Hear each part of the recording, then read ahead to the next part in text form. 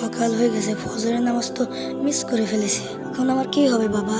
আজকে তো মিস হয়ে গেছে। আমরা থেকে ঠিক সময় ঘুমিয়ে সকালে উঠে নামাজ পড়িবে ইনশাআল্লাহ। আমি এখন ঘোড়ায় উঠে স্কুলে যাই। নদীর পাশটা অনেক সুন্দর। নদীতে দেখছি মাছও আছে। বাচ্চারা, আজকে তোমাদের এক সাহাবীর গল্প শোনাবো, যিনি নিজের জীবন দিয়ে নবী করিম সাল্লাল্লাহু আলাইহি ওয়াসাল্লামের পাশে ছিলেন। স্যার, সাহাবী মানে কি?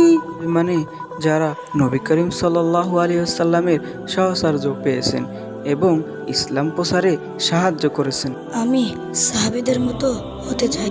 আমার বলটা কোথায় গেল? এই যে তোমার বল, খেলতে খেলতে নিয়ে গেছিলাম। আল্লাহ তোমাকে অনেক ভালোবাসবেন, কারণ তুমি সত্য কথা বলেছো। সত্য কথা বলতে অনেক সাহস লাগে। আজ থেকে আমি সত্য কথা বলবো।